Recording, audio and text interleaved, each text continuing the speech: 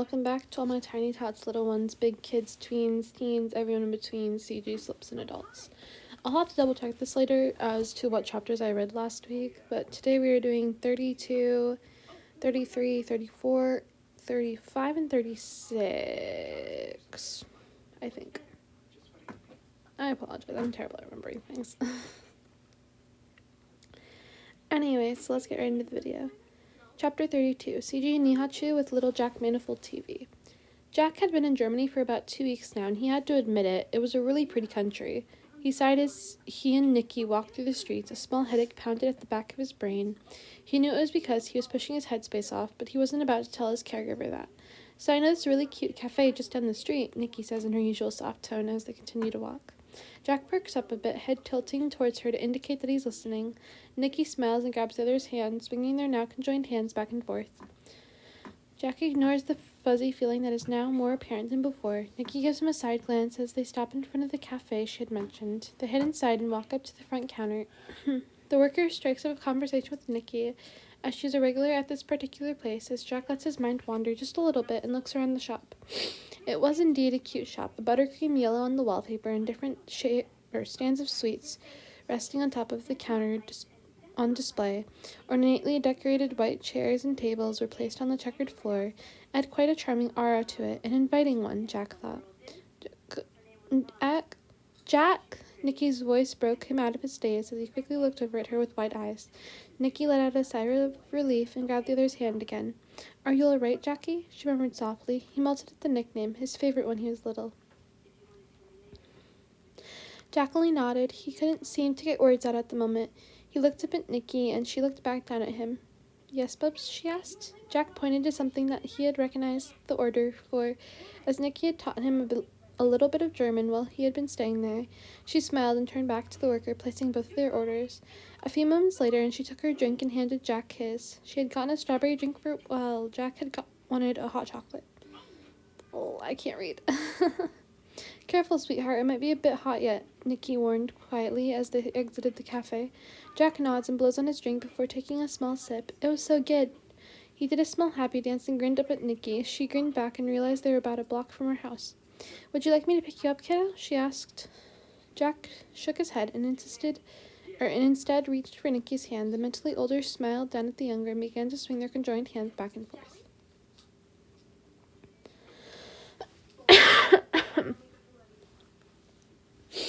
Chapter 33, CG Asamjid Little Tubbo.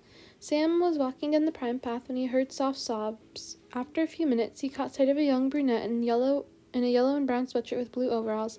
He quickly raced over to them and kneeled down. Excuse-moi. "Hey, are you okay, Tubbs?" he asked. Tubbo shook his head, tears continuing to run down his face. "What's wrong, kiddo?" Sam responded. "Miss Tommy, but Demon Eenie, he won't let me go see him," Tubbo wails out as he throws himself into Sam's arms, crying into his neck. Sam nods, gently running his hand over the little's back, trying to give some sort of comfort. Tubbo latched onto the older male, hooking his arms around the other's neck with no intentions of letting go.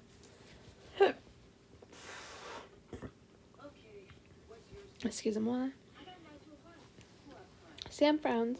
Had this boy been pushing off his regression in order to fulfill his role as a leader over a broken country? He pushed the thought away and wrapped his arms tighter around the mentally younger before hoisting the other up into his arms and continuing down the main path. About halfway down the path, he made a sharp turn left, moving off the path and into what remained of the wooded area near the prime path. After around 20-ish minutes of walking, he came to a small building at the base of a mountain wall. He influenced the mechanism and opened the cave wall, walking into it. It quickly closed up behind him as he laid Tubbo, who had fallen asleep during the journey, down in a spare bed he had at his base.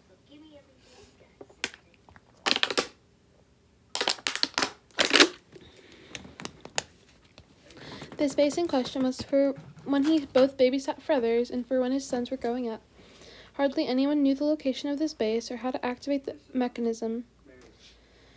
I lost my space. Okay. Sam smiled lightly, memories coming back in gentle waves, some more pleasant than others. Later that evening, Tubbo awoke with a soft whine and a wide stretch as he sat up, feeling younger than before. He didn't know where he was or how to get out. All he knew was that he was in some sort of bee prison and he wanted out. The door to the base lifted, and Sam walked in a moment later. He saw that Tubbo was awake and pouting. He chuckled lightly and walked over to lift the little out of the crib in which he had been placed. "Are you feeling any better, little bee?" he murmured quietly. Tubbo nodded and yawned, rubbing the remaining sleep from his eyes with clenched fists. "Good," Sam answered with a smile. "Now, what do you say we get some food in that tummy of yours?" Tubbo nods in response, and Sam nods again, smiling once more before heading towards the kitchen area in the base.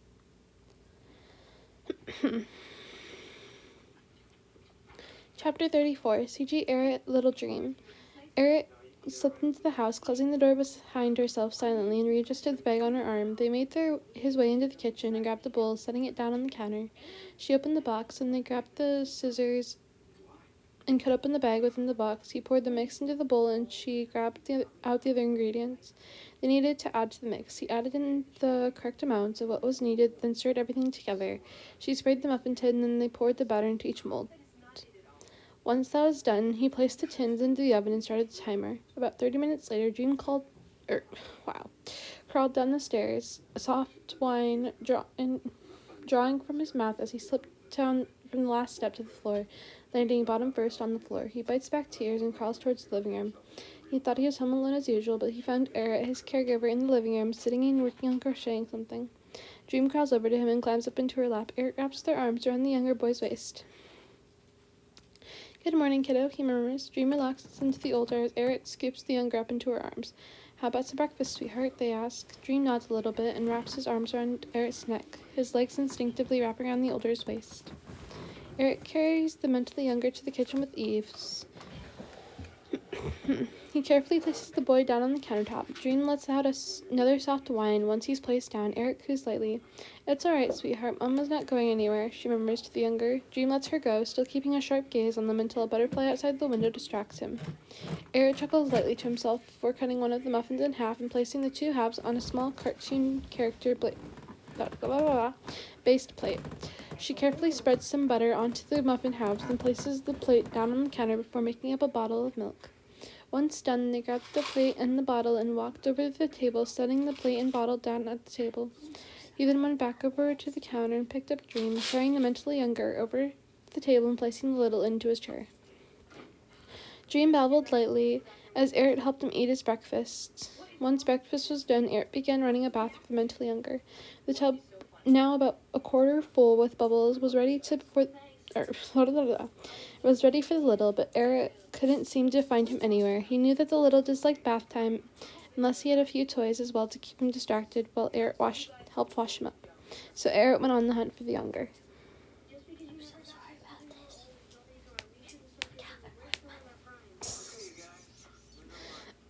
So slight warning for the next chapter. Scared little, crying little, little in panic. I think that's it. It's kind of from like an angsty-ish chapter to like really fluffy and happy and stuff, so yeah. 1 second, water break.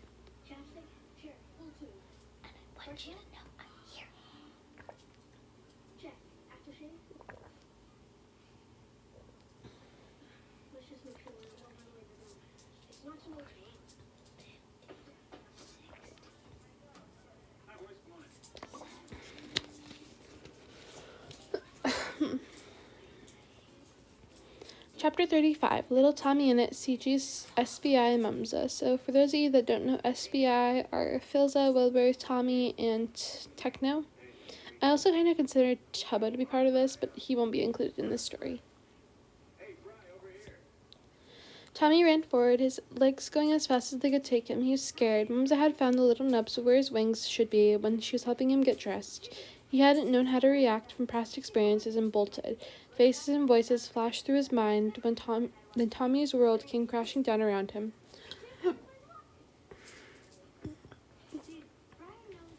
Excuse-moi. He had tripped over a raised tree root and skinned both his knees from the fall. He whimpered as the pain circled in full force. He noticed a small foxhole that he guessed his body would be able to fit into, and carefully crawled over to it, slipping into it and curling into a tight ball, soft sobs escaping his throat. He didn't want to lose his wings, and he wanted to go home. But what if Mumsa or Dadza or Teki or Will tried to take his wings? He shook his head at the thought, a deeper fog resting over his mind as his eyes became heavy and closed. His body remained tense and alert, ready to bolt again if need be. Meanwhile, the others, Techno, Wilbur, Phil, and Mumsa, were out searching for the little. The twins were worried for the little brother as their headspaces threatened to creep up on them as well. They had all split up, each taking a different direction and path in order to cover more distance. As it was getting darker outside, Mumsa came to a small clearing in the area she was searching. She caught sight of a scrap of red clothing by a tree, and she quickly rushed over to it. It was Tommy's. She then found the old foxhole and caught a glimpse of Tommy resting inside the hole. She cooed lightly and carefully lifted the smaller up into her arms. He whimpered quietly as she picked him up. "Shh, it's all right, sweet boy. Mama's here," she murmured as she walked. She quickly messaged the others, saying that she had found the boy, and they agreed to meet back at the house in which they all lived. Someone stole $2. Once home, she carefully cleaned the boy's knees and bandaged them, looking over towards the house, or the door. Wow, looking over towards the house? That doesn't make no sense. Looking over towards the door when it swung open, revealing Phil carrying Techno while holding on to Wilbur's hand. Mumsa smiles and finishes off the bandaging before walking over to the three and picking Wilbur up. "Hey, kiddo," Mumsa said as she threw a smile towards Phil. Wilbur smiled and babbled softly, thinking he was forming full words. Mumsa nods and answers with a soft, "Oh yeah?" And Wilbur babbles more excitedly, stimming happily as he rocks back and forth, his hands gently flapping from excitement. Phil and Techno sat in another area of the living room. The younger had run off and grabbed his mythology book, returning and handing it to Phil, demanding that the older read to him. Phil happily agreed and took the book, turning to the bookmarked page and continued reading from the top. Techno's soft giggles and occasionally babbled comments were heard, as Phil made sure to give each of the characters their own voice. A few hours later, and Tommy awoke. He whimpered quietly. His whole body hurt, but especially his knees and his palms and his back. Did they take his wings? He quickly sat up and turned his head to look at his back. He sighed in relief when he didn't see any bandages or anything to support the idea that they had taken his wings, so he laid back down, the crisis averted. His eyes drifted back shut. To him it seemed like he had overworked his tired body, but he didn't particularly want to sleep. He wanted cuddles and a warm bottle and his passy and Henry. And his thoughts were interrupted by a soft cooing as Mumsa leaned down and picked the younger up. "Hey, sunshine," she murmured as she gently kissed his forehead. Tommy answers in soft and audible babbles. He was very sound-sensitive when little. "How about we go get you changed into some comfy PJs, Mumsa asks quietly. Tommy nods and smiles, signing, "Please?" Mumsa's smile grows wider and offers us small bits of praise for remembering his manners. Tommy giggles, more small bobbles leaving his lips as Mumsa carefully carries the younger up the stairs and into the boy's room, helping him to change into PJs. Once done, Tommy snuggles into Mumsa's warmth. Mumsa made her way back downstairs, heading towards the kitchen once she reaches the main floor. She took one of Tommy's pre-made bottles out of the fridge and popped it into the microwave for around a minute, gently bouncing Tommy while she waited. Tommy giggled and babbled as he watched Mumsa smile down at him. He felt so loved, so cared for. He never wanted to leave this moment. The microwave went off, and Mumsa grabbed the bottle out, checking the temperature of the milk on her arm before deciding that it was safe for the little to drink. She carried Tommy into the living room, settling herself with the little on her lap into the rocking chair by the fireplace, her favorite spot when the boys wanted stories or snuggles. She smiled as she quickly placed the bottle to Tommy's lips. Tommy latched on almost immediately, drinking quickly as he was hungry. Mumsa cooed lightly. "Careful, sweetheart. We don't want to upset Tommy, she murmured as she moved a stray lock of hair out of his face. Tommy looked up at Mumsa with big doe eyes, his hand wrapping around one of Mumsa's fingers. She smiled and kissed the boy's forehead, beginning to sing a soft lullaby and carefully rocking the boy in her lap. Tommy slowly fell asleep. He wasn't worried that his family was going to take his wings anymore. He felt safe and protected. Quick water break, everybody. I'll bring your pain. Because I got the good guns. Good for you. It kept me in health.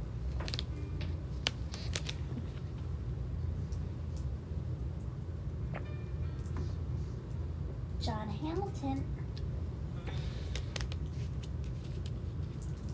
7, 10, As he slept, Wilbur and Techno came into the living room. Techno toddled up to Mumsa, handing her a small children's book. Mumsa smiled. Would you like me to read to you, boys? She asked quietly. Wilbur and Techno nodded furiously as she chuckled a bit before opening the book and beginning to read. Did I read chapter 36 last week? I don't know either. I never care. I'm sorry, y'all. I don't remember if I read this chapter last week or not. I'm gonna say yes, I did, because it feels like I did. I think I did. Right? I'm gonna go with yeah. I'm gonna go with yeah. If I didn't read chapter 36, could someone let me know in the comments, please? And thank you. Anyways, that's the end of this video. To all my tiny tots, little ones, big kids, tweens, teens, everyone in between, CGs, flips, and adults, I hope you all enjoyed, and I'll see you in the next one. Bye! Oh wait, before we go though, I want to show y'all my current sketchbook that is like almost overdue by a complete week. Ignore the factor that this is just a sketch out right now. It's so bad. Oh no. Okay, so it's based on Mumsa a little bit. So when do I have it on block or something? I don't know where the layer went. No, I lost it. That's not good. That's not good. I think I might have lost all my progress. Oh no. Y'all, this is no bueno. This is no good. This is no good. Okay, well, oh wait, never mind. It's right here in front of my face. I thought it was that one. Well, then she got awkward lines. Okay. So anyway, so it's just a story between Mumsa and Filza. So when I'm done, it'll be like Mumsa sculpted a garden. Because but I see her as like a garden, like a goddess of death and life. So yeah. I was here the whole time, but I chose to be quiet. Because I told you to be quiet. I'm sick of you interrupting all the time.